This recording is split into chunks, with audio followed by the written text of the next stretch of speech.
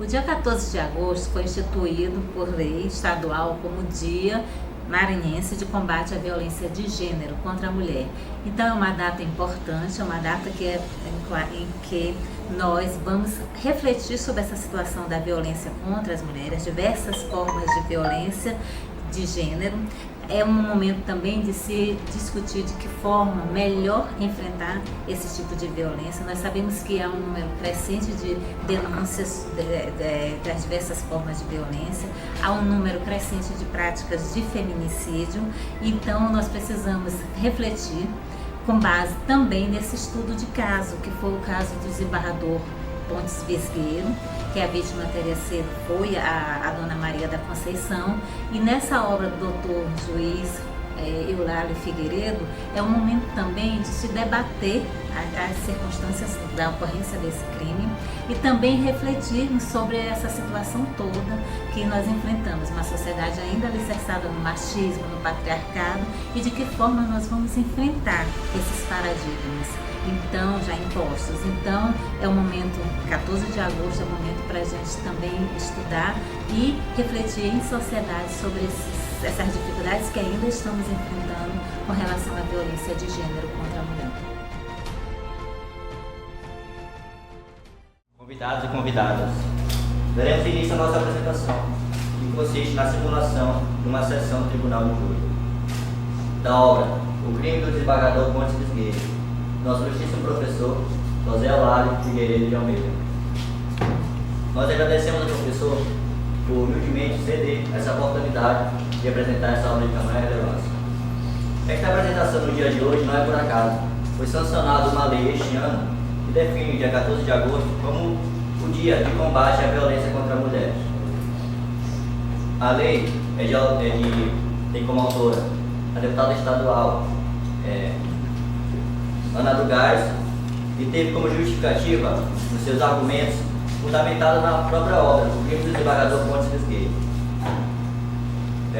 O crime aconteceu no Maranhão, no final do século XIX, e à época não existiam fenômenos atuais, como por exemplo o feminicídio e a misoginia, o que resultou, por exemplo, o crime do desembargador fosse condenado apenas por homicídio qualificado. Homicídio este que é de competência do Tribunal do Júri. José Cândido Pontes Visgueiro era um desembargador sexagenário e conhecia ocasionalmente uma linda moça, Maria da Conceição, mais conhecida como Mariquinhas de Vaz. Desta ele semeou a vida por ciúmes e amor. Institutos da atualidade não existiam. Porém, há de se ressaltar que o desembargador gozava de foro privilegiado. Ele foi julgado na época pelo Supremo Tribunal de Justiça, que atualmente equivale ao Supremo Tribunal Federal. Por isso que não se cuidou de reproduzir fielmente o caso, mas sim uma simulação para poder adaptar. Por exemplo, reduziu-se o número de testemunhas para uma melhor adaptação. Agradecemos desde já a todos pela presença e pela atenção. Esperamos que gostem.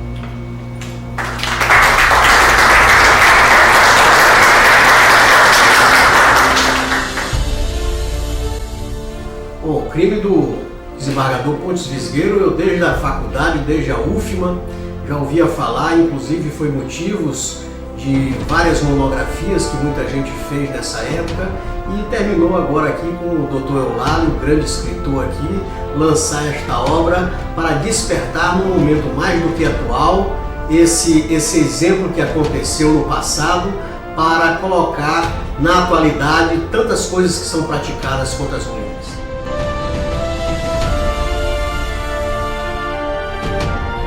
A entrada da doutora promotora Francisca Baltazar da Silveira, interpretada por Ana Verde Loyola.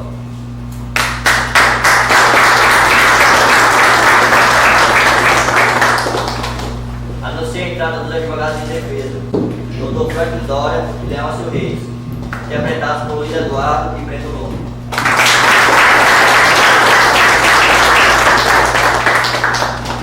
Anuncia a entrada do réu, Excelentíssimo Senhor, Doutor José Cândido Pontes Visgueiro, interpretado por Gabriel Borges.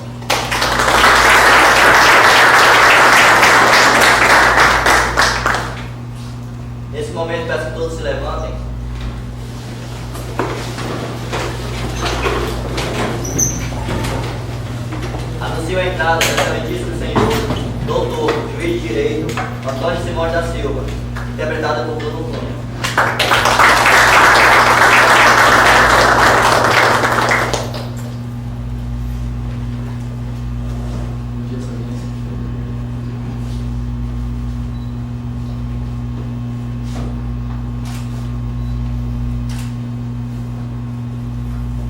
Passa a palavra ao excelentíssimo juiz.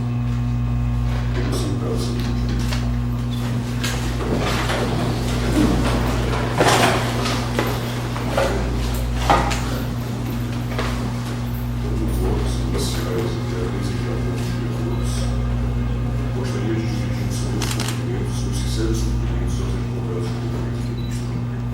E também ao representante do Ministério Público que aqui está presente. E também aos jurados que aqui se fazem presente já com conselho de sentença e a todos que estão aqui na plateia prestigiando o nosso trabalho. Dando início ao procedimento do Tribunal do Júri, verifico, senhores, que temos aqui o número legal de pelo menos 15 jurados presentes.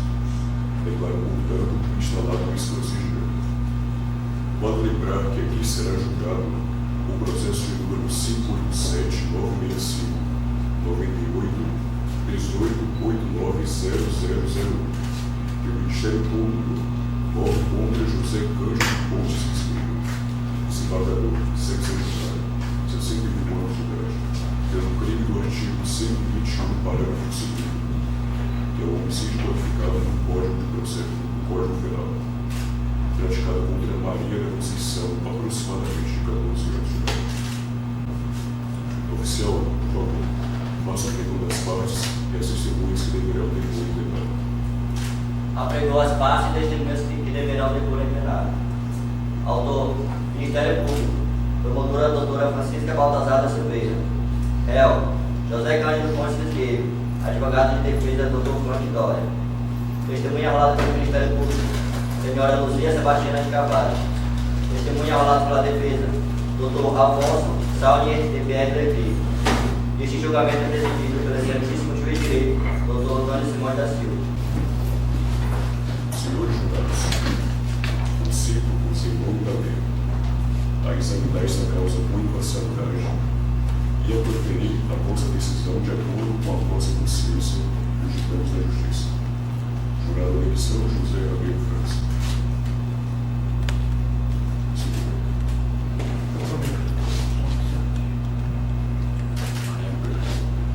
Jurado Miguel Afonso Rogério Vaz.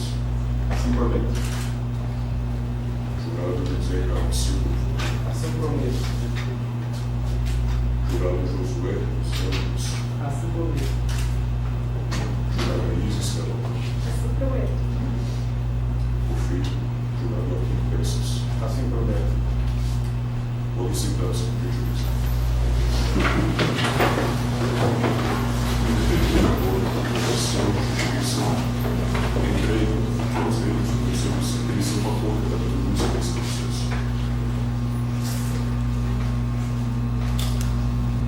Então, feita a entrega de todas as cópias da denúncia que foram oferecidas e recebidas, procederemos, portanto, à instrução do trabalho. Por favor, oficial de justiça, faça presente a testemunha de acusação, senhora Luzia Sebastiana de Carvalho.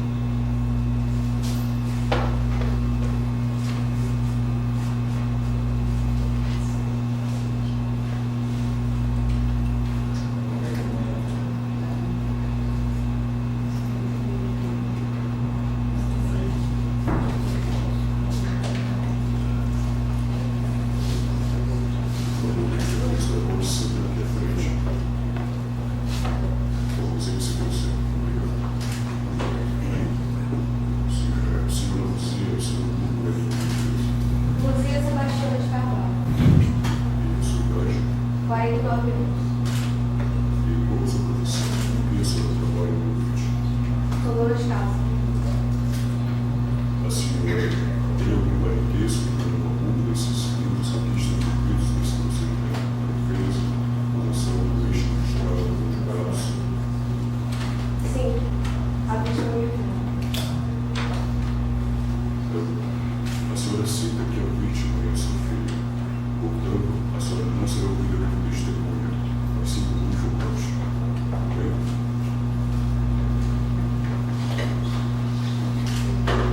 Eu vou pedir, por favor.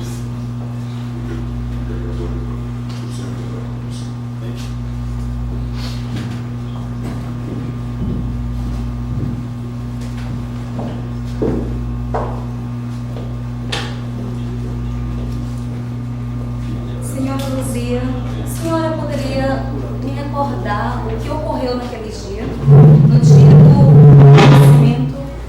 no dia do acontecimento do crime? Sim. Assim que eu soube que Maria tinha sumido, a primeira coisa que eu fiz foi a casa do trabalhador. Chegando lá, só quem estava era a Preta Luiz. Me disse que minha filha não estivera lá, que eu não sabia dela, e que o desembargador havia saído para educar.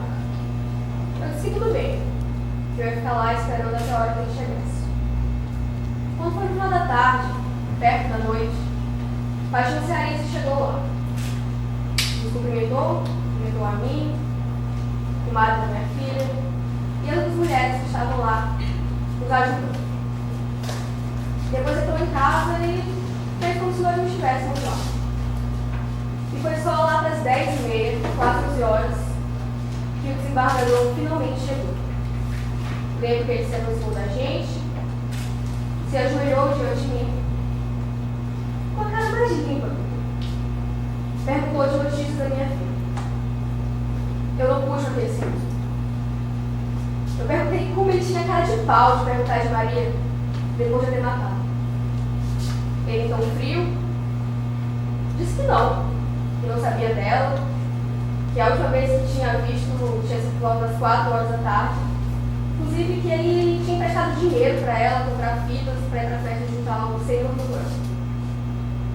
Eu fingi que emprestei, mas não saí de lá. Doutora, esse dia eu estava meio que adormecida. Eu não sentia fome, não sentia sede, não sentia dor física, só sentia uma angústia, que fez com que eu não saísse de lá em nenhum momento. Até as 3 horas da manhã, que foi o momento em que a comadre da minha filha, Tereza, disse que eu precisava descansar, precisava ir para casa. Mas aquela noite eu não peguei os olhos. Eu tentei ficar lembrando de cada passo da minha filha, imaginando hipóteses de coisas que poderiam ter acontecido com ela. Então, na sexta, sábado, eu voltei à casa do desembargador. Um pouco menos paciente do que antes, eu admito. Eu lembro que eu batia na porta dele, eu gritava. Mas também, doutora, eu queria notícia da minha filha. Eu lembro que uma hora ele rendeu minha histeria, abriu a porta da casa dele e eu entrei. Andava por todos os cômodos e ele me acompanhando e com um talento quase que perfeito, fingiu que também estava preocupado, que se importava. Lembro que, com deboche, ele falava: sua filha é um alfinete para poder ocultá-la, escancarando as portas dos armários, dos compartimentos que tinha no quarto dele. E disse que, possivelmente, ela deveria ter viajado ao Pará com as amigas prostitutas dela. Eu quis acreditar naquela história. Juro que assim que saí de lá, eu falei com quem poderia saber dessa suposta viagem, mas eu não achei nada, claramente. Então foi só no domingo, pela manhã, que feliz ou infelizmente eu tive certeza do que tinha acontecido. De longe eu avistei os homens cercando a casa do desembargador e de lá eles tiraram uma caixa, mais ou menos desse tamanho. A minha intuição de mãe falou na hora. Eu sabia que era minha filha, mesmo que eu soubesse que não tinha como ela estava ali. E depois eu tive certeza que realmente não tinha como ela também ali. Então eu segui eles até a casa de misericórdia e lá eu vi o rosto da minha filha, dentro daquela caixa, desfigurado, separado do resto do corpo. Era ela, Maria. A senhora, por favor, poderia nos descrever como era o comportamento do desembargador, de que forma ele tratava as pessoas? O desembargador sempre foi um homem muito cauteloso, político. Acho que para poder manter essa pose de um homem honrado e político. Mas a verdade é que sempre alguns comentários das pessoas de que ele sempre foi um homem muito ciumento e possessivo, principalmente na sua relação com a minha filha.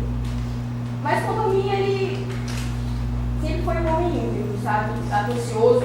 Lembra até que quando foi ao Piauí, deixou o quarto alugado, com tudo que eu precisava. Não deixava faltar nada. Eu realmente creio que um dia ele poderia vir a ser o melhor para mim e para minha filha. E como estava sua filha na última vez que a senhora a viu?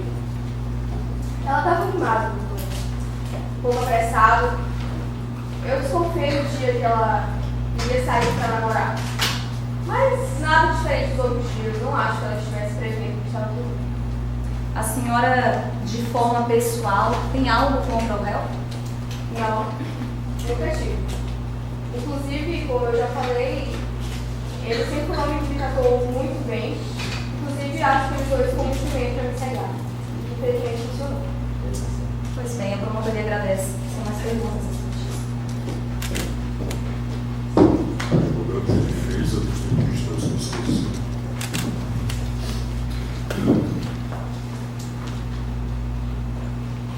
Bom dia, Feitiço. Bom dia, dona Luzia. Bom dia a todos os presentes. A senhora já falou aqui sobre sua relação com o desembargador. E citou, inclusive, um quarto no Piauí. Eu gostaria que ficasse claro para todos nós qual era a relação da senhora, da sua filha, com o desembargador. Ele já, por costume, ajudava vocês financeiramente, assim por dizer? Sim, constantemente, desde o começo, quando nós conhecemos, ele sempre nos prestou ajuda financeira, o pouco que precisássemos. E não só isso, me ia perguntando, preocupado sobre nossas condições. Então, falando agora sobre sua filha, chegou ao meu conhecimento que ela tinha a alcunha de Mariquinha Devassa. A senhora sabe algo sobre isso? O motivo dessa alcunha? A minha filha sempre viveu a vida dela. Sempre foi uma menina independente, desde bem nova. Não se preocupava muito com os outros não pensavam. Inclusive, sempre fui contra esse nome que dava para ela de Devassa, porque ela só vivia a vida dela comigo, com o que eu permitia. Só isso que eu sei. Muito bem, muito bem. Colocando os dois juntos, então, essa terceira pergunta. Como a senhora pode me dizer que eles se conheceram? A senhora tem conhecimento? Sabe? Doutor, eu os apresentei. A senhora os apresentou. Então, para finalizar aqui, eu gostaria de perguntar, a senhora detalhou a relação de ambos, se da data do ocorrido, a relação deles poderia ser dita como boa, eles tinham uma boa relação? Havia confiança nessa relação? Há alguns meses ela tinha mudado um pouco com ele, lembro que ela estava um pouco receosa de vê-lo. Inclusive eu mesma perguntei várias vezes o que tinha acontecido, se tinha acontecido alguma coisa, mas ela não me dizia nada, só parecia um pouco ansiosa nos encontros com ele. Então, só para que fique claro, terminando aqui, a senhora pode afirmar se sim ou não havia confiança nessa relação? Creio que não. Muito obrigado. Prefiro não ter mais perguntas. Por favor, senhor oficial, senhores da extensão, eu quero que acompanhe a nossa testemunha e que dirá logo na sequência a testemunha de defesa. Nossa proposta agora é a nossa testemunha de defesa.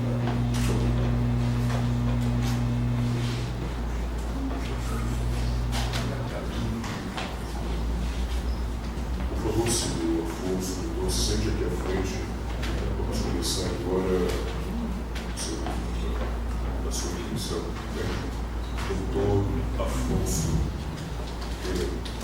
falando sobre o completo, diga-me sobre o completo. Afonso Salnier Pierre de Jesus. Qual é a sua idade, doutor? Tenho 42 anos. Qual a sua profissão? Ainda trabalha como médico? Sim, eu disponho esse ofício. O senhor possui algum envolvimento pessoal, objetivo com algumas das pessoas que fazem parte desse procedimento, com a promotoria, com os advogados de defesa, com esse magistrado ou com os jurados? Para que fique claro. Não, excelência.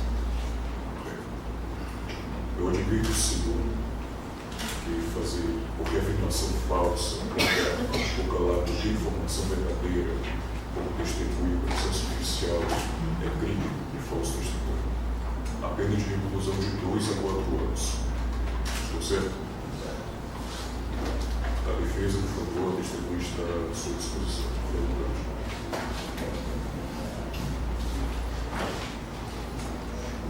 Bom dia, doutor. É um prazer vê-lo, apesar das circunstâncias não serem favoráveis. Mas, então que comecemos. Para dar início, gostaria que ecoasse por aqui. O senhor pode nos repetir bem claramente qual a sua profissão? Sou médico. É médico. E qual a relação do senhor com o desembargador? Existe alguma? Sim, além de amigos, sempre fomos, temos também, eu sou particular, o médico particular dele para tratar essa enfermidade. Uma relação profissional, não é isso? Então, sendo médico do desembargador, o senhor pode nos afirmar aqui, um senhor debilitado como esse, qual a condição de saúde dele, os remédios que ele toma?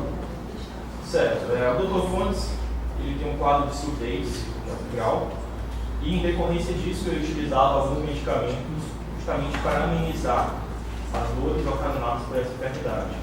Inicialmente eu utilizava o éter sulfúrico, que em decorrência do aumento gradativo dessa quadro de dor, acabei receitando, prescrevendo que ele substituísse pelo clorofórmio, que é um anestésico de maior potencial. Que bom que o senhor tocou nesse assunto, porque a acusação utiliza o clorofórmio como tese para sustentar uma ideia de premeditação. Então, o senhor afirma que o desembargador fazia uso do clorofórmio? O senhor alguma vez receitou o clorofórmio para ele? Sim, eu mesmo fiz. Então, tem motivo para ter clorofórmio. Agora, no tangente à sua surdez, o senhor é um doutor, tratou dele por muitos anos, o senhor poderia apenas esclarecer para nós se essa surdez, as dores, poderiam ter servido como um gatilho para um surto, um lapso mental do desembargador? Sim, de fato. É possível que a surdez ocasione graus de tontura e até mesmo loucura, digamos, intermediária em alguns pontos, e pode prejudicar o grau de sensibilidade da pessoa. Então é possível sim, em si, na sua capacidade mental. Então, muito obrigado, doutor, pela sua colaboração. A defesa não tem mais perguntas. Estão exauridas as perguntas da defesa, passamos agora à promotoria de causa, a testemunha está à sua disposição.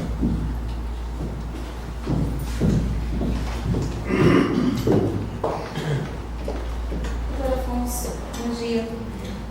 O senhor poderia nos dizer, o senhor sabe informar, se o réu em questão tinha o hábito de andar com uma faca?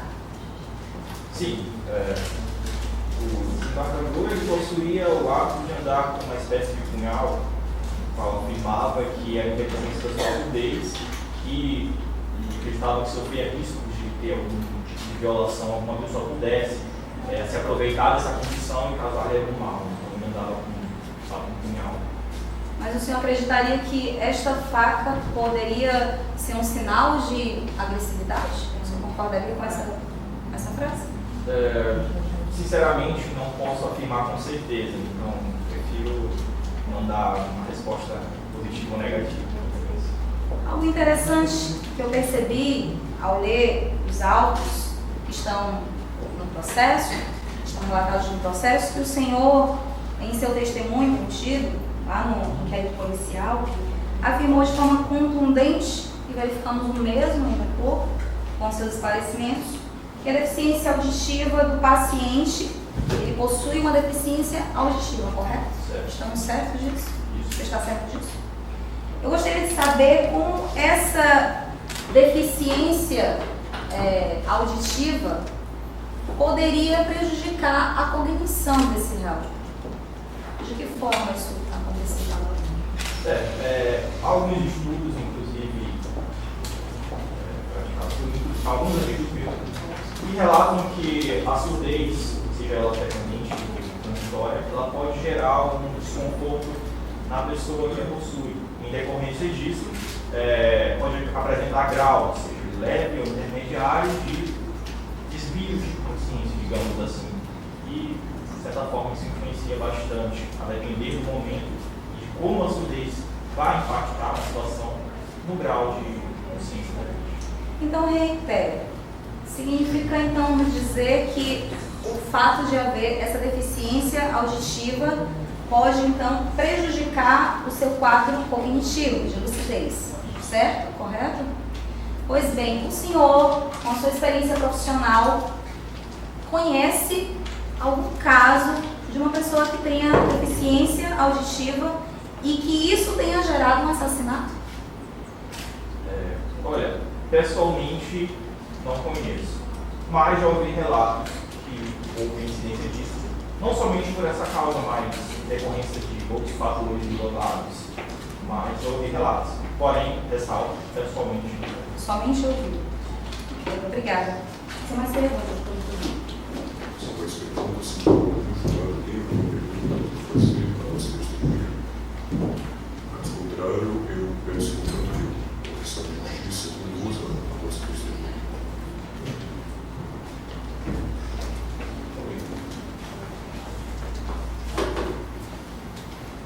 Consideremos agora ao interrogatório do réu. Pronto. Senhor Cândido Pontes Vizgueiro.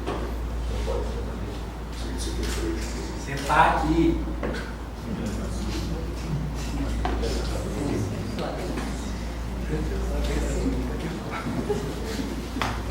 Excelência, uma questão de ordem. Como já foi relatado, o meu cliente tem um problema de surdez muito sério, então eu gostaria que os senhores pronunciassem de forma traduzida. Senhor Pontes Vizgueiro, o senhor já conhece como desembargador o procedimento. Seu nome completo, por gentileza. José Cândido Pontes Vizgueiro. O senhor consegue me ver? E qual a sua idade? Você pode repetir, por favor? A sua idade. Qual a sua idade? Tenho 61 anos. E onde o senhor trabalha como queira? Qual é a sua profissão hoje? Sou desembargador do Tribunal de Comércio do Estado do Maranhão. Continua como desembargador. Sim. O senhor foi acusado pela prática do crime tipificado no artigo 121, parágrafo 2º, que é o homicídio qualificado, contra Maria da Conceição, de aproximadamente 14 anos de idade. Eu esclareço ao senhor que o senhor tem o direito constitucional de permanecer em silêncio, que não será utilizado em nenhum momento em seu prejuízo. O senhor consegue me entender? Nem importará também seu silêncio na sua confissão. Excelência, por favor, representante do Ministério Público, o resto da sua exposição.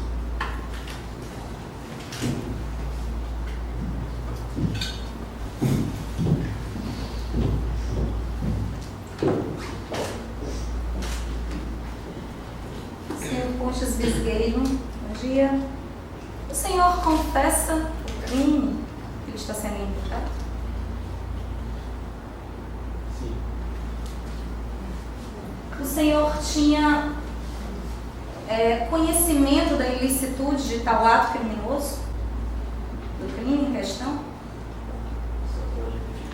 O senhor Pontes Vizgueiro tinha consciência da ilicitude do crime que o senhor cometeu? Doutor, o que eu fiz por amor. Segundo os autos, no momento do crime, o senhor seria vítima de uma enfermidade mental. Uma enfermidade mental, inclusive, explicada pelo doutor Afonso, seu médico, em virtude de uma outra situação de deficiência auditiva. Diante disso, eu gostaria de saber se o senhor, possuindo essa demência, de que forma, possuindo tais condições, continuou a atuar como desembargador. Excelência, por favor, a acusação quer constranger o meu cliente, excelência. Por favor, senhor advogado, permaneça em silêncio. O senhor conhece o procedimento. O senhor sabe que ele tem direito, sim, a permanecer em silêncio e ele sabe também que isso não vai ser usado em seu prejuízo. Então, por favor, mantenha o decoro e se mantenha em silêncio. Pode continuar, excelência. Obrigada, excelência. Pois bem, dando continuidade, reitero a pergunta. Ficou claro para todos que, ademais daquilo que já está disposto nos autos processuais, segundo as palavras do seu médico, de fato o senhor possui uma enfermidade, uma deficiência auditiva, e segundo os autos, o senhor no momento do cometimento do crime, em virtude dessa deficiência, foi atribuído o problema mental no momento do ato do crime. Eu lhe pergunto, diante de tais circunstâncias, o senhor, com essa classe de acometimento, que condições o senhor ainda assim teria de estar no cargo de desembargador de comércio nesta comarca? Gostaria que o senhor nos esclarecesse, por favor. Excelência, eu me reservo ao direito de permanecer em silêncio. Pois bem, então, muito obrigada. Sem mais perguntas, excelência. Advogados de defesa, por favor. Muito obrigado, excelência, mas a defesa não gostaria de impor mais estresse a um senhor de idade como o Conduza ao centro do regimento. É importante aos senhores que participam que eu faço advertência. Obedeçam ao procedimento. Vocês conhecem o direito e conhecem o código de processo. Vocês sabem o que devem ou não fazer. Portanto, obedeçam e não hajam de má fé, para que nós não venhamos a corromper esse procedimento. Por favor, vamos proceder agora aos debates sonoros, finalizado o interrogatório. Concedo, portanto, a palavra ao representante do Ministério Público, por gentileza. Você tem que mandar comigo.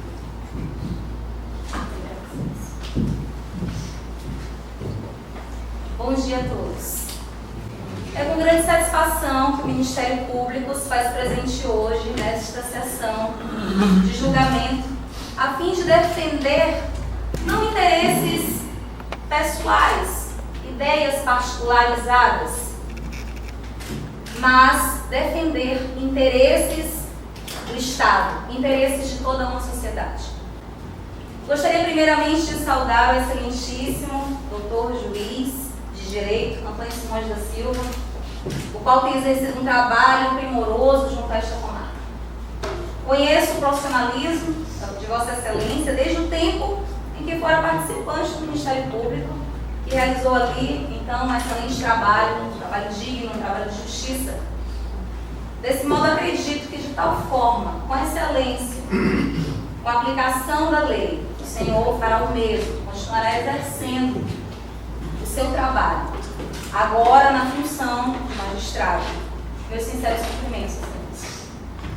Ao nobre advogado aqui presente, doutor Franklin Dória, exercendo a missão de defensor, missão esta que precisa ser exercida por profissionais como ele, como o senhor. Receba também os meus sinceros cumprimentos. A todos os demais aqui presentes, gostaria de agradecer, porque aqui estão, bem como cumprimentar colocá-los na figura do Ministério Público. Ao senhor José Cândido Pontes Visgueiro, réu hoje sob julgamento, gostaria de cumprimentá-lo, bem como deixar claro que o Ministério Público não tem nada contra a pessoa do réu. Não é nada de interesse pessoal. Aqui nós estamos, na figura de Ministério Público, unicamente objetivando a aplicação da justiça, objetivando a busca da justiça a partir da análise do caso concreto em questão. E por fim, nossas saudações aos mais importantes desse lugar, obviamente, sem querer desmerecer a qualquer pessoa aqui presente. Aqui faço as minhas saudações, os mais importantes desse plenário, aos senhores. Aos senhores que hoje estão na figura de composição do Conselho de Sentença deste julgamento, elevados nesse grau máximo de autoridade. Hoje, Vossas Excelências estão com uma responsabilidade muito importante. Vossas Excelências hoje aqui estão como juízes de fato, por isso assim trato, Vossas Excelências, para julgar crime doloso contra a vida. A missão dada às Vossas Excelências se reveste na mais democrática das instituições brasileiras. Hoje os senhores estão aqui de forma legítima para exercer, inclusive, a sua cidadania e fazer valer o direito, e fazer valer aquilo que buscamos, aquilo que é essencial para uma sociedade que quer viver de forma harmônica, de forma pacífica, em busca da aplicação efetiva da justiça. Peço aos excelentíssimos senhores que decidam visando não somente a sua consciência, mas visando realmente aquilo que é justo. Que façam ademais de suas próprias convicções, de que façam ademais de seus valores, de suas ideias, que possam ir um pouco mais além disso, no sentido da aplicação do direito, na aplicação daquilo que de fato buscamos como justiça. Peço aos excelentíssimos senhores que decidam assim e de fato possam colocar os culpados nos seus devidos lugares, colocar o culpado em questão no seu devido lugar, após a análise daquilo que iremos explanar aqui em relação ao que aconteceu, em relação ao crime. Vocês hoje representam aqui a sociedade. A decisão dada por Vossas Excelências é importante que seja algo muito claro aqui nesta manhã. A decisão que Vossas Excelências tomarem nessa manhã não ecoará unicamente de forma pessoal, mas ela ecoará para toda uma sociedade, para todo um Estado que precisa de forma harmônica, que precisa estabelecer a paz, que precisa estabelecer a justiça e a aplicação do direito. É por isso que nós estamos aqui.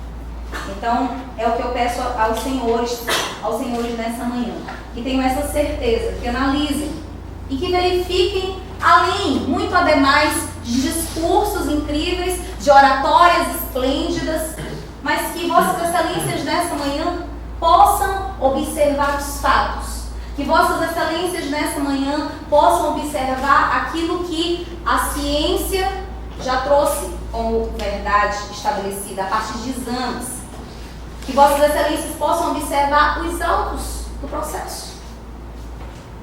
Não somente confessou o crime que ele cometeu, ele confessou o crime, mas não é apenas isso, ele premeditou o crime.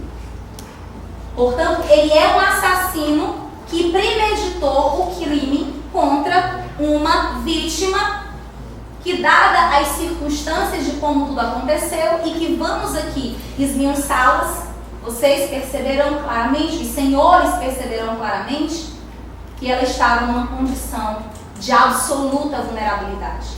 Não tinha a menor possibilidade de defesa em dadas circunstâncias.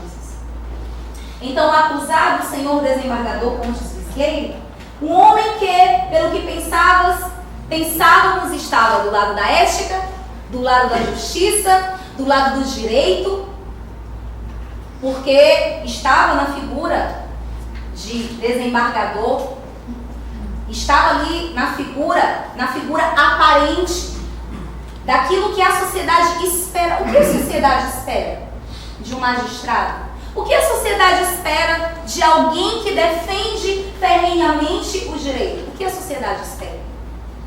Não espera, sem dúvidas, que esta pessoa se torne um criminoso, que esta pessoa se torne verdadeiramente um assassino. Não é isso, senhores. Não é isso que se espera.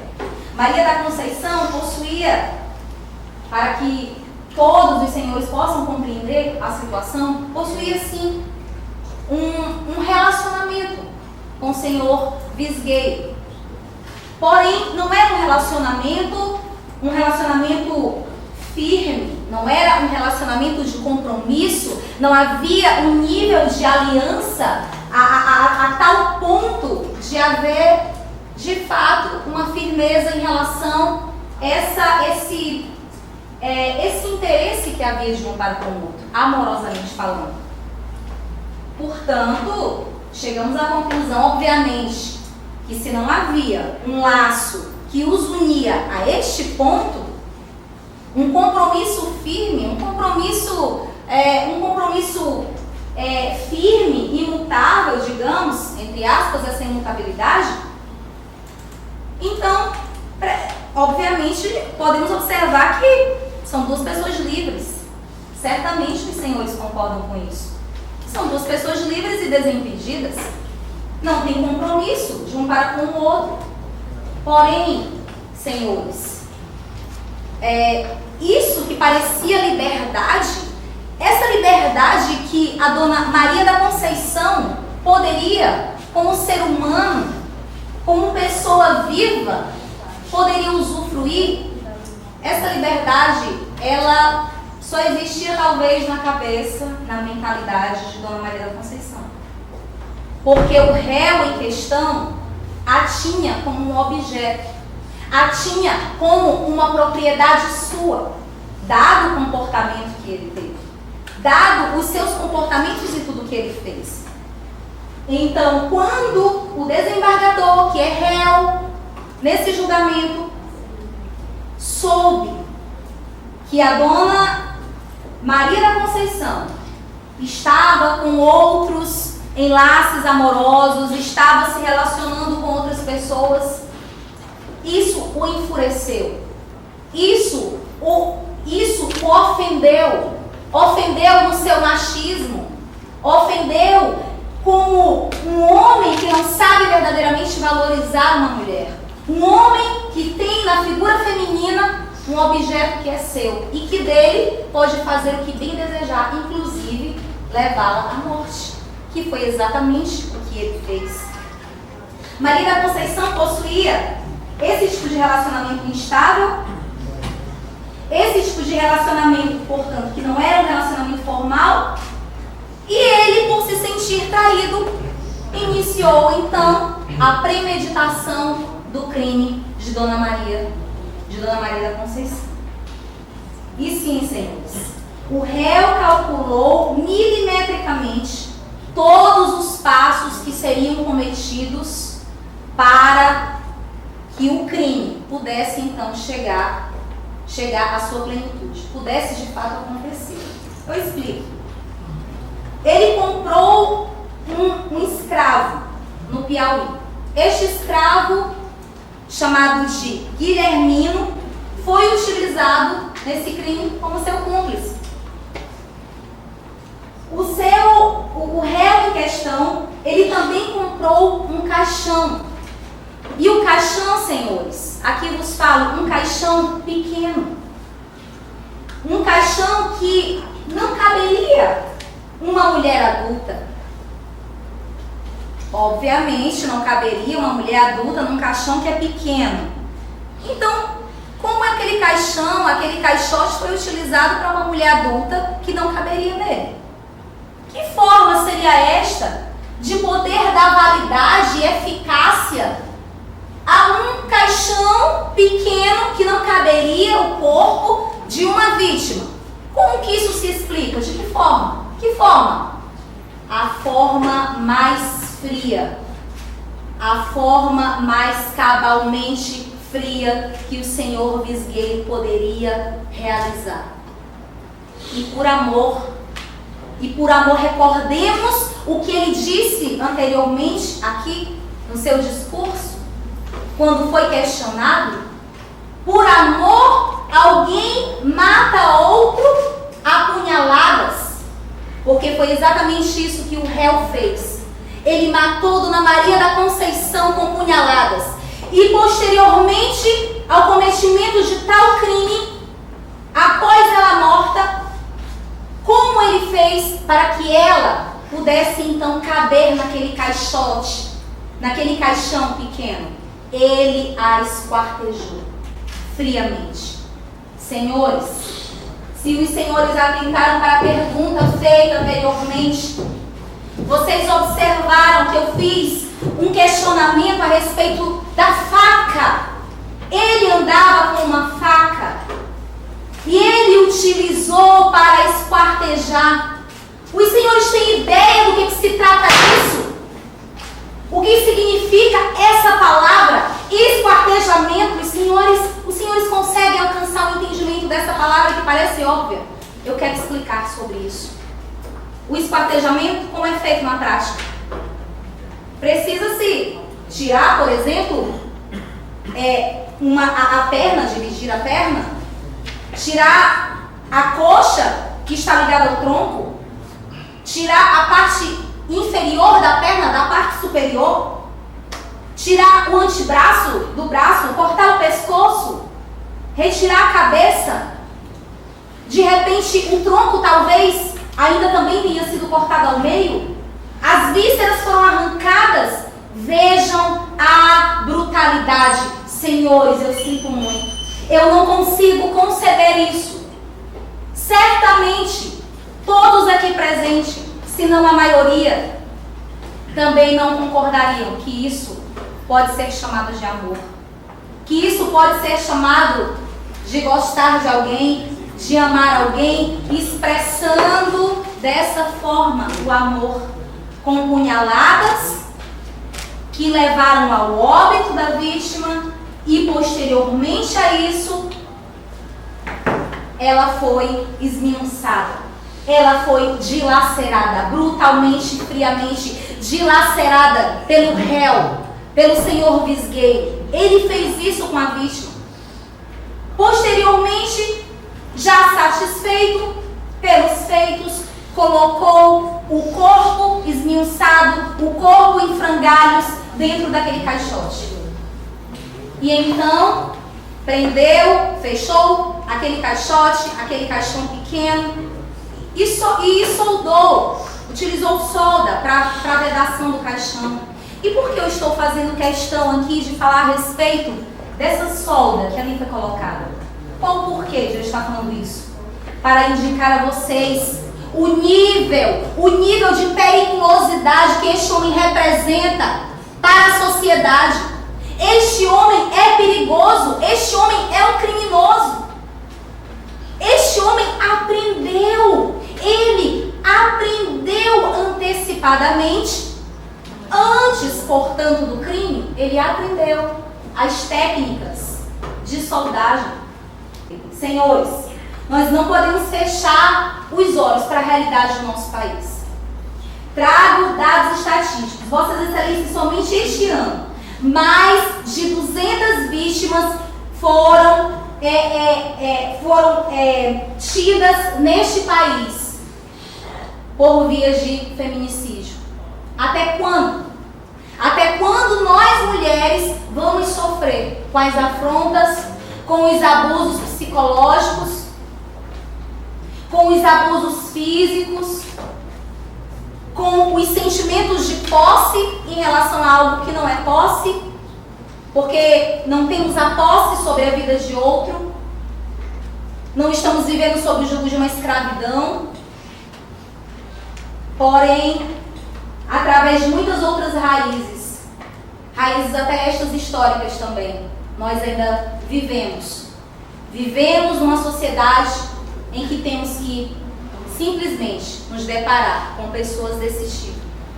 Pessoas que se tornam assassinas em virtude de seus machismos, em virtude de achar que pela sua condição de gênero masculino é superior ao gênero feminino. E ele aproveitou da confiança da vítima. Ele aproveitou de toda essa situação. Porque também, quem poderia imaginar um desembargador cometer tais atrocidades? Sem dúvida alguma. Isso foi para muita surpresa dele. Como já falei, e faço questão de reiterar sobre isso ao longo do discurso. Ademais de todos os motivos já relatados aqui aos senhores, outro motivo relevante é que se a decisão dos senhores for pela absolução de alguém que já está aqui comprovadamente como culpado, e culpado não unicamente porque já confessou, não somente por isso, ele é culpado, ele é assassino, porque isso está esmiuçado nos autos processuais, isso está comprovado, vejam senhores, isso está comprovado cientificamente, através de laudo pericial. A perícia, tecnicamente, exercendo ali um papel profissional, um papel de aplicação do método científico, alcançou descobrir a verdade. Verdade esta que iniciei falando aqui no discurso, aqui nesta sustentação, nessa defesa. Peço, portanto, que votem com as suas consciências, mas ademais disso, peço que os senhores votem com justiça, que os senhores votem com equidade, que os senhores votem não somente pelo que já está exposto, mas que os senhores votem com a consciência de que o Estado precisa aplicar a justiça. E hoje os senhores estão com esse papel. Hoje os senhores estão aqui para decidir uma decisão que mudará muitas coisas, uma decisão que terá muitos impactos. Porque os senhores poderão decidir pela verdade, ou os senhores poderão, de forma injusta, absolver um réu, absolver alguém que é sim culpado. Lembrem-se que a decisão dos senhores ela é soberana. Os senhores decidem isso. Que são quem decidirão se aqui, sob julgamento, o réu será condenado ou será inocentado. Hoje a missão de julgar é tão somente dos senhores, como já relataram. Então, como já mencionei, não tenham medo de condenar o réu, se assim entendem que isso é justo fazer. E as provas mostram sim que o desembargador Visgueiro premeditou a morte de uma jovem moça. Ela não terá mais vida, ela não terá mais sonhos, ela não poderá construir aquilo que desejava, porque simplesmente um homem que acreditou ser propriedade de uma mulher numa condição de vulnerabilidade ceifou a vida dela. No mais, isso eu quero deixar aos senhores e muito obrigada. Bom, exalto assim o orgulho que tenho de realizar esta debate oral com a senhora. A Vossa Excelência reafirma, nossas divergências são muitas, mas não tem cunho pessoal, não tem cunho jurídico. Não corroboro com nenhuma de suas teses defendidas aqui, ao mesmo tempo que reverencio seu discurso proferido em mais alto nível intelectual. Bom, ao magistrado, presidente deste tribunal, dedico minhas saudações em nome da OAB. Vossa Excelência conduz aqui os trabalhos com maestria. E, finalmente, aos membros do Conselho de Sentença, exalto suas responsabilidades neste julgamento. Os senhores exercerão agora a voz da sociedade e a voz da justiça, como já relatado pela promotora. Realizarão uma função nobre, uma função grandiosa para o judiciário maranhense e para o judiciário brasileiro. Em nome da defesa, eu vos cumprimento. Questionado pelo desembargador, nós não duvidamos aceitar a proposta de defesa que faremos aqui em favor dele, em nome do contraditório, cessado diversas vezes neste presente caso. Afirmo que, desde o início deste doloroso drama, os mais desfavoráveis julgamentos recaíram sobre a cabeça do meu cliente, o excelentíssimo desembargador doutor José Cândido Pontes Visgueiro. A indignação popular, quase sempre tão nobre em seus impulsos, mas não tão rara, apaixonada em seus desabafos, cometeu diversos excessos contra o meu cliente. Quais excessos, os senhores me questionam? Que tal o apedrejamento da casa dele? Que tal o arremesso de pedras na residência dele, um senhor de idade? Os senhores conseguem imaginar a brutalidade disso? Manifesto aqui, em nome da OAB, em nome da defesa e em responsabilidade com o direito, o meu profundo repúdio ao linchamento do qual meu cliente fora vítima. Mas confesso que entendo. Entendo, pois, além de advogado, ser humano sou. Mas não, apesar de entender, não posso deixar de ressaltar o disparate que é para este processo penal e o disparate que é para este julgamento quando uma autoridade policial deixa-se contagiar com tais juízes prematuros, com tais juízes precipitados. Sim, uma autoridade policial. Acho até engraçado. Eu abro aspas aqui para o relatório redigido pelo chefe da província de polícia da província do Maranhão. Abro aspas. A população verá um velho magistrado, encanecido na ciência de julgar, com assento no mais alto degrau da hierarquia da magistratura, subir ao patíbulo e com seu próprio sangue lavar a toga maculada com o sangue da vítima. Os senhores conseguem imaginar um chefe de polícia escrevendo isso em seu relatório? Quando eu li isso, eu imagino que não só esse homem está colaborando com o linchamento, sim, ele está fazendo com que a sociedade tenha mais raiva. Isso é um absurdo. Além disso, ele está botando em xeque o seu próprio relatório. Mostrou, a defesa percebeu claramente isso, que o relatório dele visava apenas incriminá-lo. O relatório dele foi simples, ele achou um culpado e foi atrás. E todas as circunstâncias geraram agora causa de premeditação, eu afirmarei posteriormente. Bom, como eu falei, essa autoridade policial estava muito equivocada. Uma autoridade policial bem nova, assim como o senhor magistrado, assim como Vossa Excelência. Como advogado do desembargador Visgueiro, me encontro entre o tumulto das paixões e o trono da justiça. E tenho o direito de pensar que essas prevenções morreram lá fora e não subirão até o degrau de vosso trono. Acima dos fáceis juízos mundanos e acima das murmurações envenenadas da maledicência paira a verdade judiciária, que lá fora pode ter sido ignorada e foi, mas aqui neste recinto, neste santuário, não pode entrar. Neste santuário, a verdade deve brilhar em toda a sua pureza e ser os guias seguros de vossas decisões. Ora, excelências, até o presente momento, meu cliente só teve acusadores. Dessa maneira, me recordo, homem bíblico que sou, tal como a promotora, de uma frase bíblica. Evangelho segundo Mateus, capítulo 7, versículos 1 assim. Não julguem os outros para que não sejam julgados, pois da mesma maneira que julgaram os outros, também serão julgados. E à medida que usarem para outros, Deus usará para vocês. O réu, senhor, já fora condenado cruelmente sem nem ter sido ouvido. Os senhores conseguem imaginar um absurdo disso?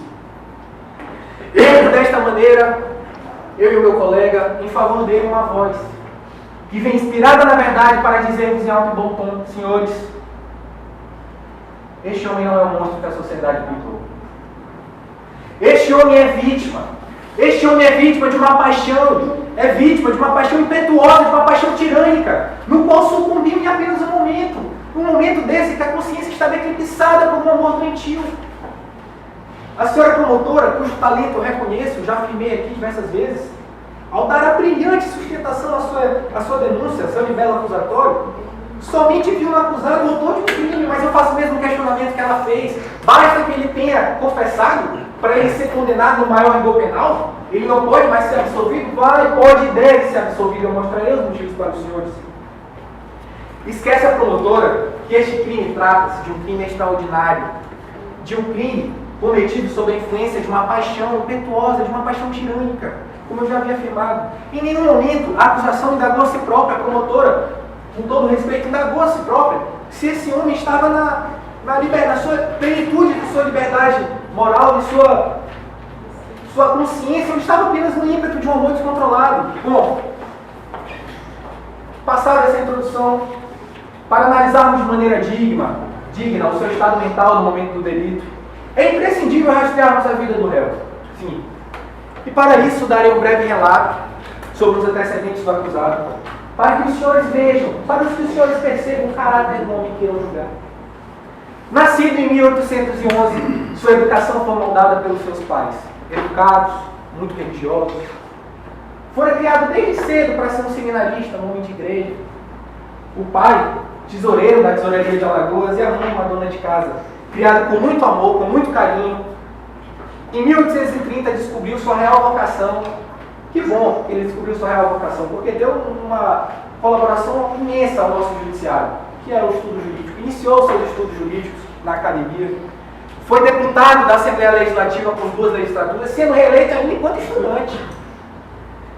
Neste tempo, serviu ainda como juiz municipal de Maceió e, posteriormente, ascendeu à magistratura vitalícia como juiz de direito naquela cidade. Também foi deputado-geral por 2 legislaturas, tendo sido promovido ao cargo de desembargador do Tribunal de Relação por conta de sua competência e dedicação. Eis aqui um ofício, lerei aqui, do ex-presidente da província do Piauí para o desembargador Pontes Visgueiro. O empenho de Vossa Excelência pela punição dos crimes e velando pela instrução de que aqui diretor, o que tudo me tem feito com razão considerar a Vossa Excelência como um dos mais hábeis, um dos mais ilustrados e próprios magistrados da província. A par desta franca e sincera expressão do meu conhecimento, rogo-lhe, queira aceitar de minha perfeita estima e consideração a pessoa de Vossa Excelência a quem Deus guarde. Nesse sentido também lerei o atestado do diretor da Academia de Olinda. Atesto pelo conhecimento pessoal que tenho do suplicante desde o tempo que fora seminarista, que sempre o conheci aplicado, sempre o conheci de bons costumes, o que igualmente tenho presenciado depois que tive a honra de ser encarregado da diretoria do curso jurídico de Olinda. Além disso, a mãe da vítima aqui, quando deu seu testemunho, os senhores perceberam, ela mesma ressaltou a forma brilhante que o desembargador tratava ela e sua filha. Já fora relatado aqui diversas vezes, a forma absurdamente boa que ele tratava a Maria. Ele deixou uma casa para ela quando esse foi para Piauí, para a comarca do Piauí, pagou o aluguel. O homem tratava a Maria da melhor forma possível. Ora, nobres julgadores, o que acabei de ler aqui e acabei de relatar é o perfil do homem público particular que os senhores irão julgar. Claro que, como qualquer ser humano, o desembargador tinha falhas. Não estou dizendo aqui que o desembargador é um homem perfeito. Uma das falhas, senhores, é a forte inclinação para as mulheres. Sim. Primeiramente, se apaixonou por uma moça em Maceió, no qual teve uma filha essa que ele tratou com muito carinho, com muito amor, e só deixou ela, entregou ela para casar com outro homem, um outro desembargador. Além disso, a sua segunda paixão se chamava Maria da Conceição. Por Mariquinhas, por Maria, ele se apaixonou loucamente, lhe dando tudo que era de melhor, ao mesmo tempo que ele sabia que aquele relacionamento ali ele não era muito aceitável. Motivo este que fez o mesmo trocar de comarca, apenas para ver se esquecia um pouco sua amada. O desembargador conheceu a vítima por intermédio de sua mãe, como já relatado diversas vezes aqui exaustivamente neste processo. E foi naquele momento, senhores, que começou o verdadeiro crime. Sim. Foi naquele momento, ao se apaixonar por aquela moça, que ele começou a ser vítima do seu próprio desejo. Pois bem, senhores jurados, o homicídio de Maria da Conceição não pode ser atribuído à perversidade do desembargador Pontes Visgueiro. Perversidade supõe a prática habitual de crimes. Nós estamos vendo aqui que não é o que se trata, que a pessoa do desembargador é uma pessoa íntegra, uma pessoa honesta. O homicídio que ele praticou, senhores, é um fato único e isolado em toda a sua vida. Não se pode, portanto, procurar uma explicação racional ao feminicídio arguído ao meu cliente, senão em um desarranjo mental produzido pela paixão, e por este motivo ele deve ser absolvido.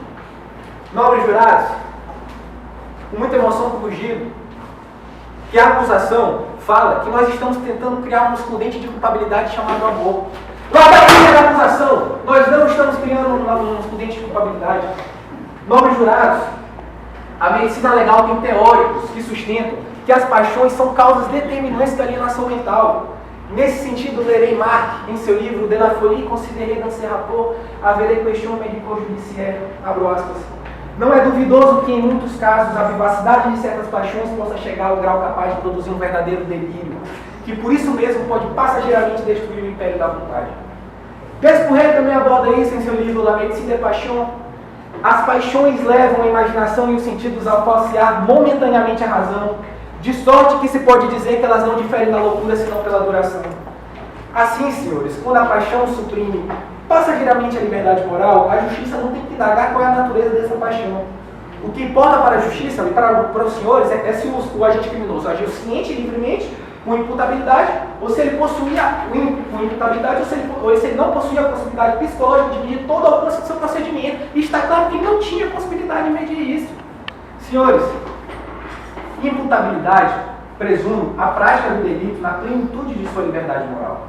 Como demonstrado aqui na palavra de dois médicos legistas, na palavra do Dr. Afonso em seu testemunho, essa liberdade ela pode sim ser afetada pela paixão, tornando meu cliente inimputável, e foi isso que aconteceu.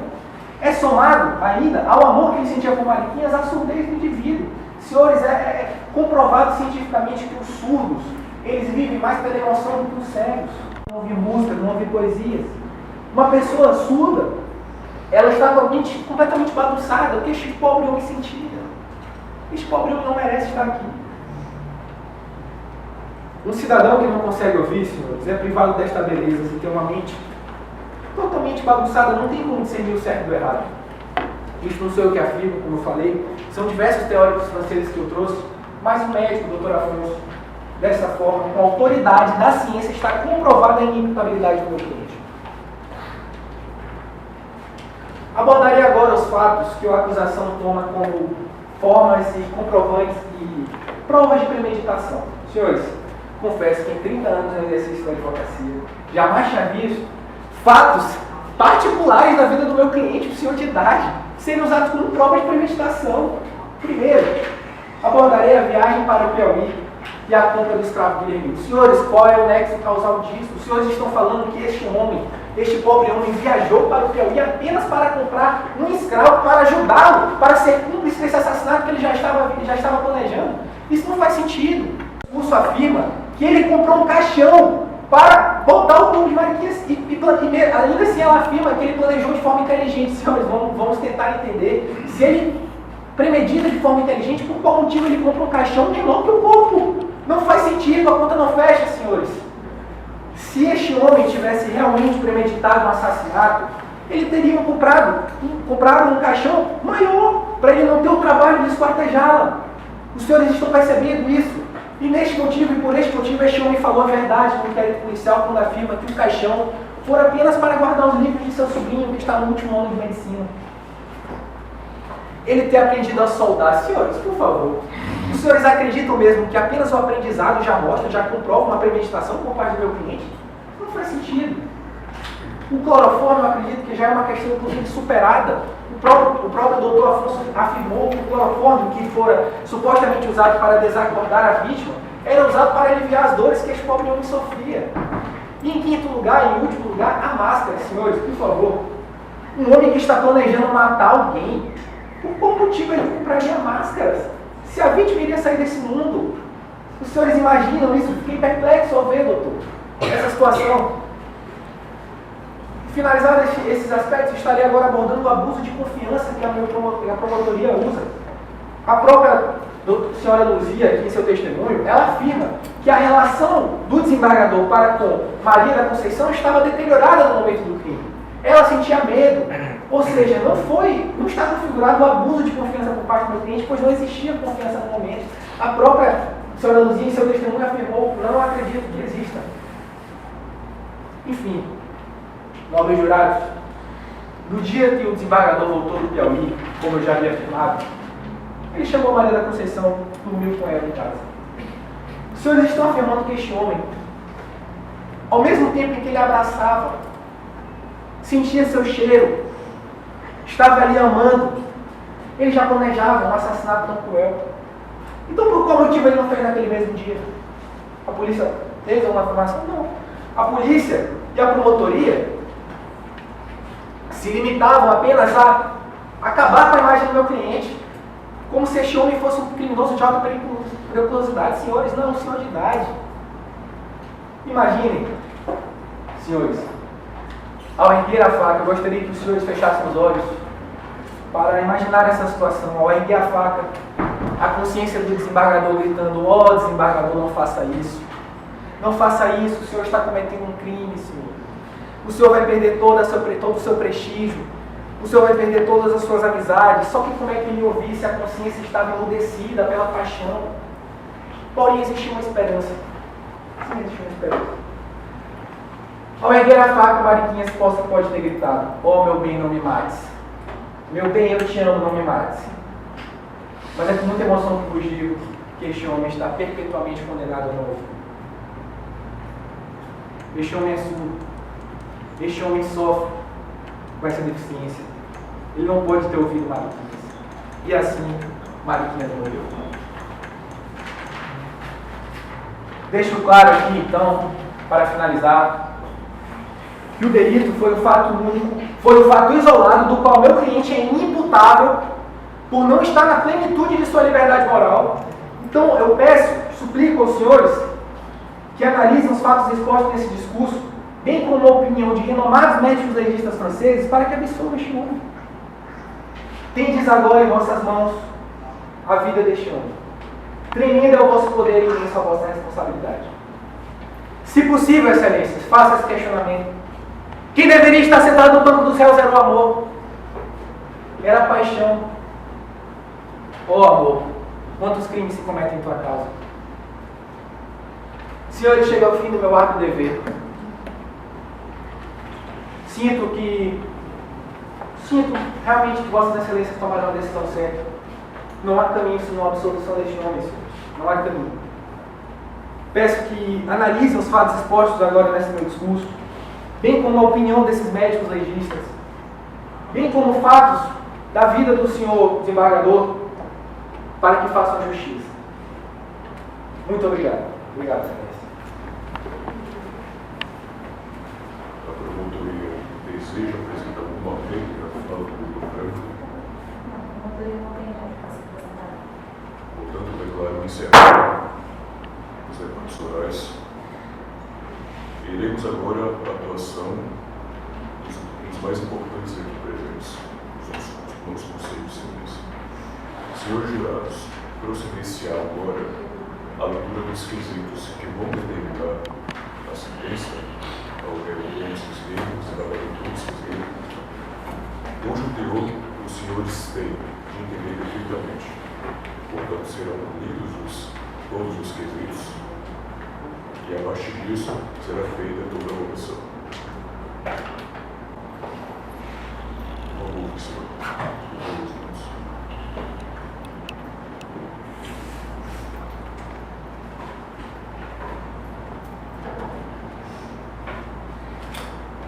Apenas uma consideração.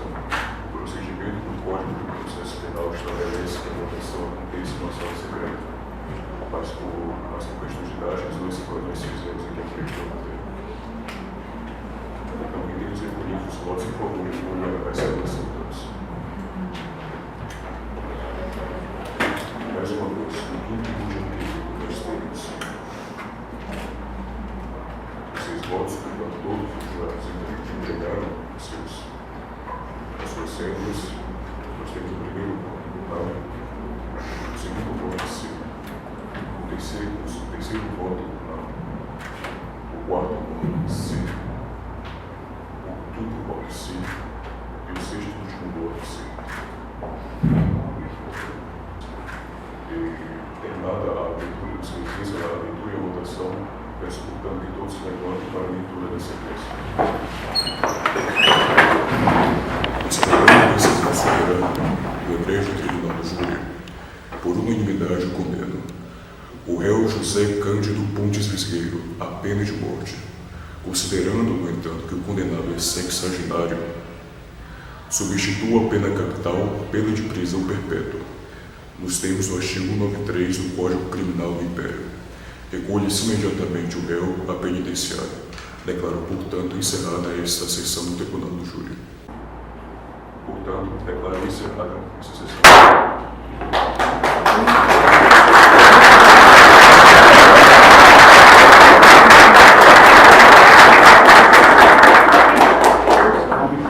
Considerações finais são em agradecimento aos valorosos alunos, estudantes do 5º período de Direito, agora 6º período, tá?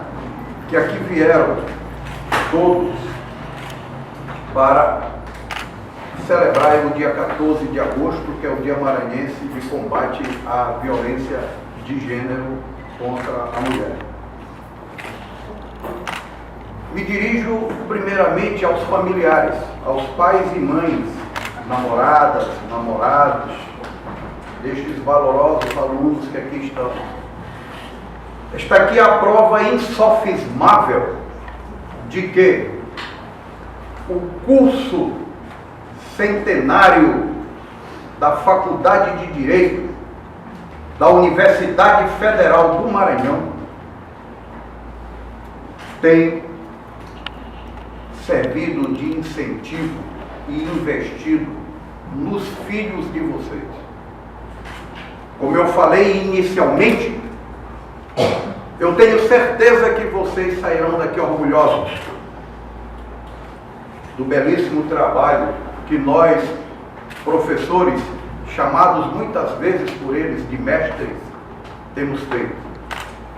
Vocês entregam os filhos de vocês, direcionam eles todos os dias aqui para a universidade e nós, professores e mestres, os recebemos com a missão de educá-los e de prepará-los para a atividade profissional.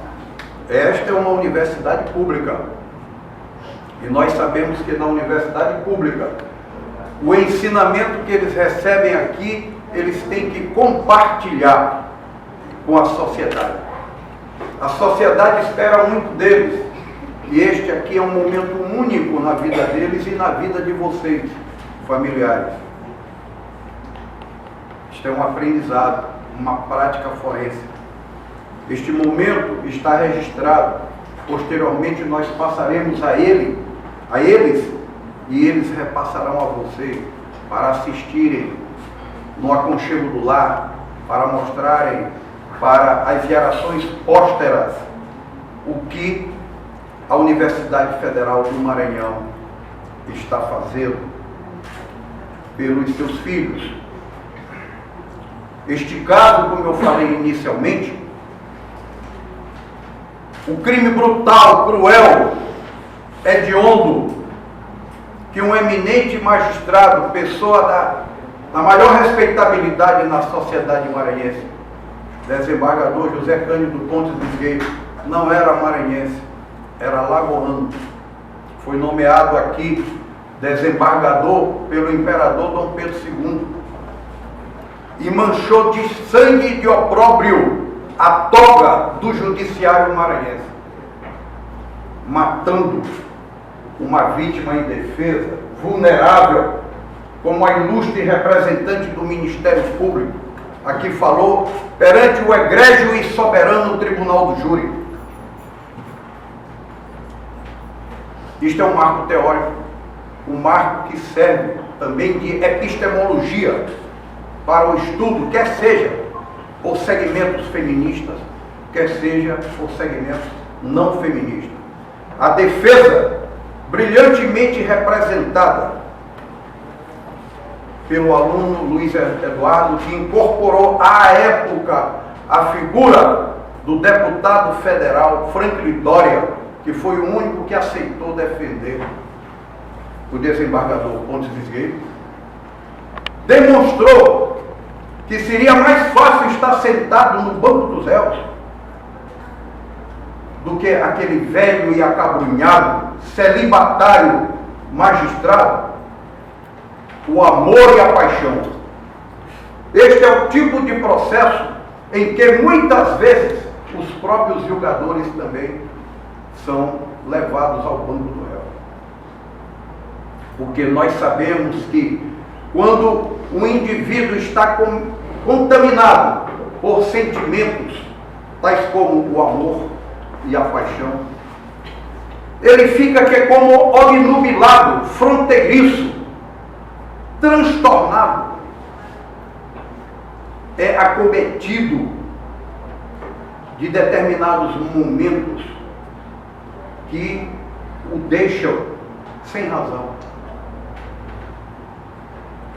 Daí porque o profano, do profano ao doutor, a sociedade, muitas vezes, julga tais atos que são atribuídos a medidas satânicas com algo desumano, que não poderia ter sido praticado por uma pessoa. Foi o caso do Pontes Visgueiro. E o que nós desejamos com isso aqui? Criar uma consciência coletiva de que a mulher não pode ser coisificada.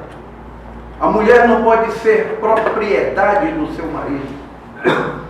Daqueles indivíduos que sofrem de transtorno da obsessividade ou da possessividade. Daqueles elementos, como costumam a linguagem policial qualificar, indigitar, violentos, mau caráter, com personalidade voltada para o crime. Sabemos que essa violência que foi praticada contra essa infeliz mulher Maria da Conceição, ainda hoje, em pleno século XXI, ainda é cometida por várias mulheres. Não desejamos isso. E é por essa razão, e eu agradeço aqui o apoio desta mulher maravilhosa, guerreira, a professora Lucileia, chefe do departamento da nossa Faculdade de Direito, do nosso centenário curso de Direito, por esta colaboração. Sem o auxílio da Universidade Federal do Maranhão, que esteve aqui representada pela magnífica reitora, e sem o apoio da professora Lucileia, isso aqui não seria possível. Então, o que é que nós queremos? Criar, como eu disse, essa consciência, principalmente nos homens, porque vocês mulheres já estão bastante politizadas, bastante empoderadas.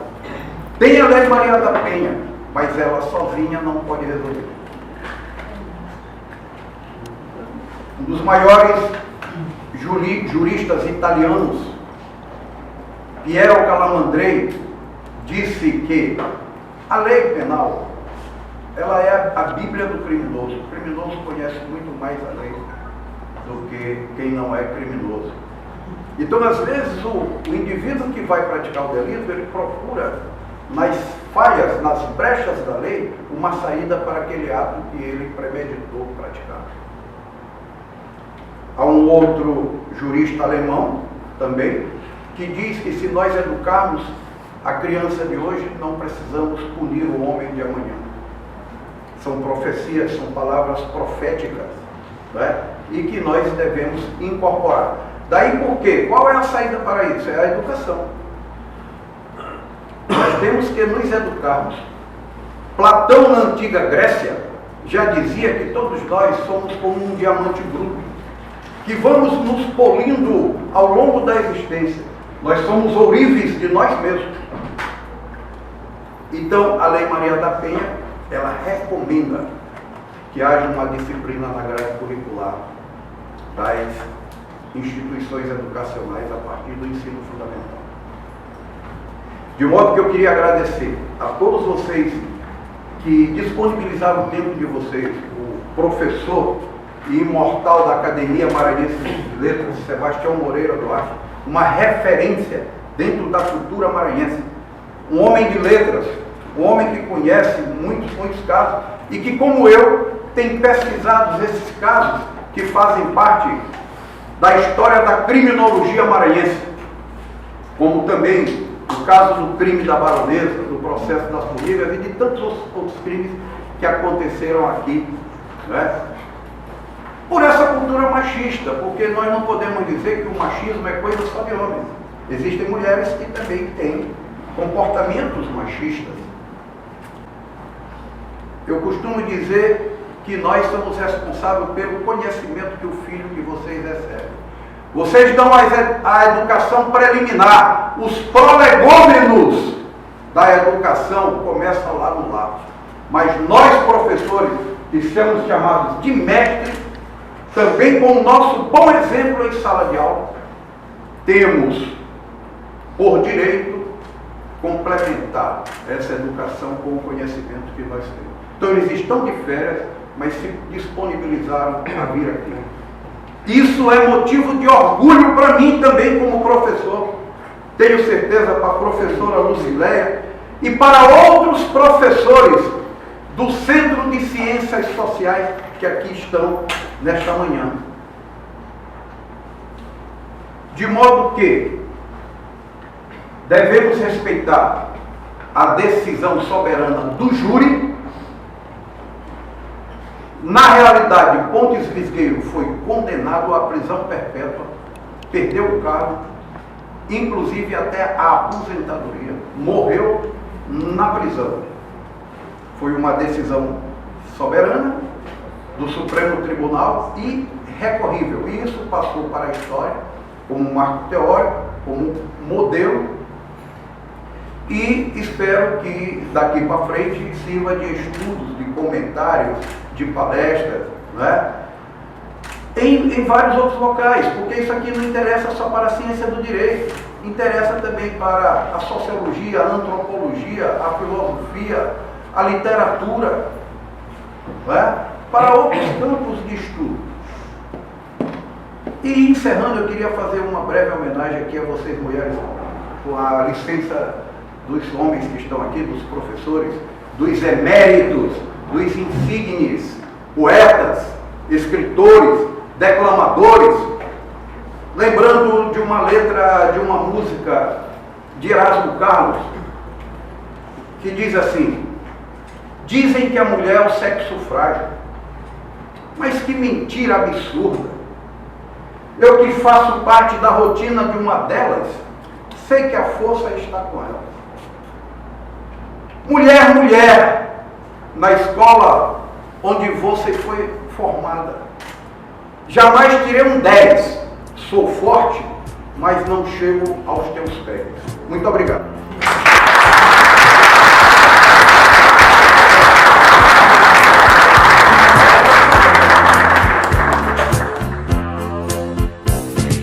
Dizem que a mulher é o sexo frágil, mas que mentira absurda. Eu que faço parte da rotina de uma delas, sei que a força está com elas. Vejam como é forte a que eu conheço. Sua sapiência não tem preço. Satisfaz meu ego se fingindo submissa, mas no fundo me enfeitiça. Quando eu chego em casa à noitinha, quero uma mulher só minha. Eu estou aqui depois de ter o prazer para cumprir o dever de agradecer, de dar os parabéns à Casa, à Universidade Federal do Maranhão, ao curso, ao Departamento de Direito e, sobretudo, ao seu professor Eulário Figueiredo. Realmente eu assisti nesta manhã um espetáculo que foi uma aula espetáculo, que foi a encenação do julgamento do crime de Pontes Visgueiro, do desembargador Pontes Visgueiro. Desnecessário dizer o quanto que isso tem de pedagógico, quanto que isso ensina com prática do direito, mas também com revivescência da história, como análise crítica de uma situação que aconteceu, é fato, mas o fato tem as suas devidas interpretações. Foi muito interessante perceber a liberdade que os alunos do curso tiveram no julgamento desse caso. Portanto, parabéns ao nosso mestre, professor José Eulário Figueiredo de Almeida, parabéns aos alunos e, outra vez, o meu agradecimento pessoal por ter vindo aqui assistir a esta aula espetáculo.